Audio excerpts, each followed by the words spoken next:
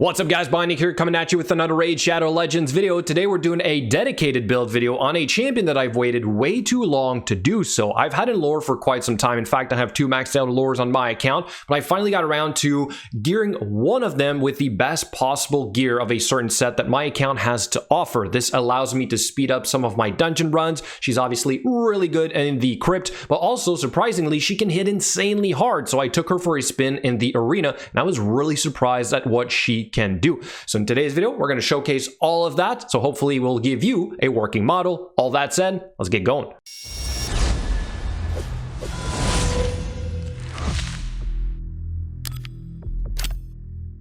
Two things to point out before we get started. Number one, I will be streaming tonight at 7:30 Eastern Time on Twitch like I typically do. Unfortunately, I had to skip Monday. I do apologize for that, but we should be back on track now. We will be having a giveaway, which is going to be the gems, the epic tome, and the void shard. So make sure you show up. It is free for everybody to participate. Secondly, if you want to have a breakdown of my champion builds, or at least the speed tuning and a quick overview of their equipment, you can access all this information on my BGE's guides spreadsheet.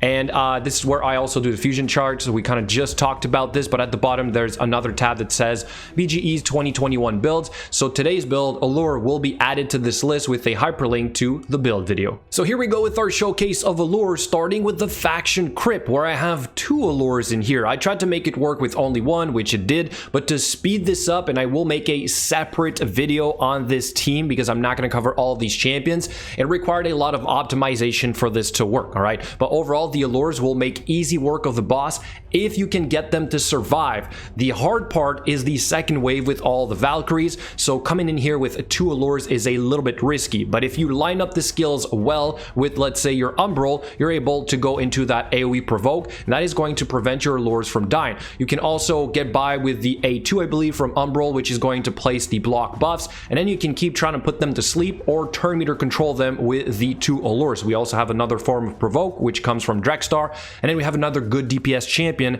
which is Sisia Flametongue. All right, so I'm not going to say this is easy to do, but I will say that once you perfectly tune this, it makes for a very, very fast run, and we all want to save time playing this game. So having a faster team to farm this crypt is certainly something that I'm really happy to have achieved on the account. All right, so we're going to fast forward here a little bit, because the boss fight is pretty straightforward. I believe, end up losing one of the Allures, and that is the one that we're going to showcase today. The reason for this is that we're kind of getting hurt by the HP burn, our own HP burn from Sisia Flametongue, and we don't really have a form of a lifesteal, or at least not enough, right? You see her right here. The second one is in a lifesteal set, so she's able to survive this no problem, but every once in a while, I will lose my best Allure.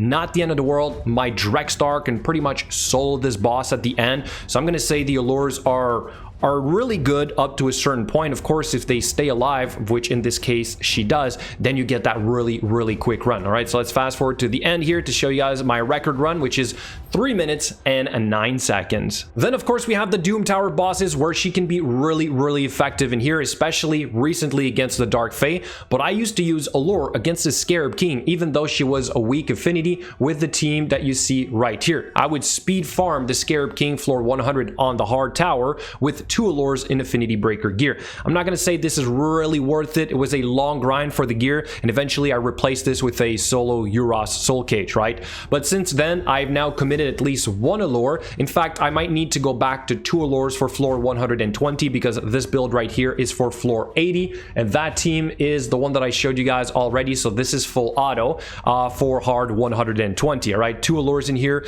and one of them is in lifesteal, the other one is in the gear that you're going to see today. For the boss fight here, I really like that combo right there. AoE turn meter reduction, decrease defense into the AoE sleep from Alure. I feel like it makes it really easy to deal with that wave. And then on floor 80, we're able to mop up the floor with a Yorndig, which also has a little bit of turn meter control. So this works for here. Not sure it's going to work for floor 120, but Alure will still be in there.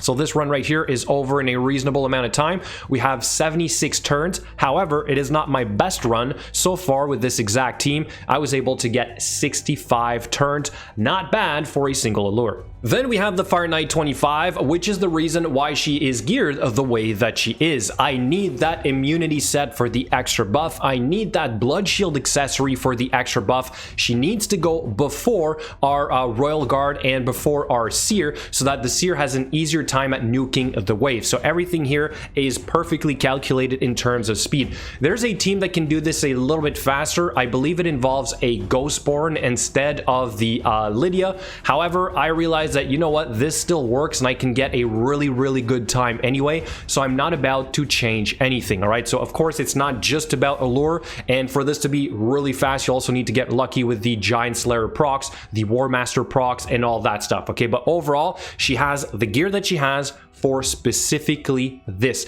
and of course having an immunity set makes her pretty interesting to use in the arena, especially against, let's say, teams that have like a Torment or things of the sort. So I was able to gear other champions to use in Classic Arena with immunity gear, make them really fast as well, and then all of a sudden I have a full immunity team, which allows me to use literally Allure in Gold 4 and get some pretty interesting results. But for the Fire Knight 25, this is the gist of the run, and now let's go check out those arena fights. So here's the immunity team. I will also point out that we have one of each of the affinities, which makes it great for the advanced quests. We have Arbiter into Deacon, although it should be Arbiter into Rion into Deacon. I think that would be a little bit better. Right there, I wanted to make sure Rion was going to use the right skill. And then we have the A2 from Allure. Boom. Literally, we wipe the entire team. Of course, we have a Torment come back, but it's great because we have immunity, so we don't care all that much. And then we have an A3 right there, 25,000 damage from Allure. So really surprised at the amount of damage that she can deal. Same concept for the next fight. We want to see if we're going to get screwed by, let's say, this Valkyrie or this Torment, although they don't really have a good Terminator booster or a really good speed lead. But right there, huge nuke as well.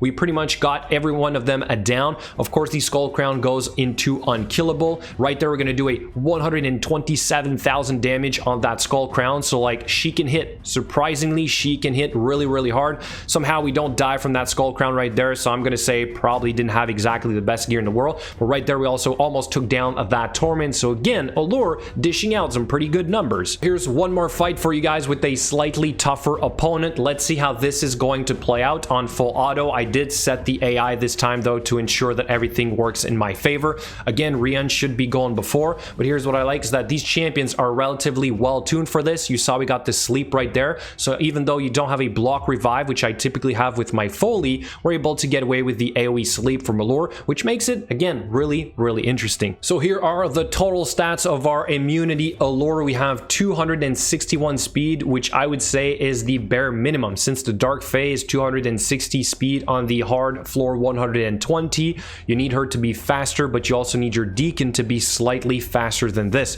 So again, if you check out my BGE's guides, you will see what I recommend in the ranges. I had her at 270 before. I recently brought it down today actually by about 9 speed, and everything still works. Okay, so there's always a range at which everything is going to keep working, and that is what I was trying to test. I was trying to give her more offensive stats and of course give her enough accuracy for the hard floor 120 of the Doom Tower. All right, some of these pieces are really amazing. So like I said before, this is not easy to achieve. I would love to have 250% crit damage with the following stats, but like, I mean, this is pushing it, right? The blood shield accessory, very RNG.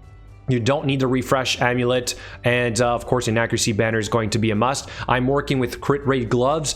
Of course it would be better to have crit damage gloves, but it's just too hard to achieve these stats in the immunity set with the current gear on my account. All the skills are done. Again, for the Fire Knight 25, I do want her to hit as hard as possible to speed up that run. And then for the Masteries, we have this right here, Giant Slayer into pretty typical stuff. I'll quickly show the second Allure, which I talked about before. She's in lifesteal. She usually has an accuracy chest piece, if I recall correctly, to make sure she's also relatively high in total accuracy.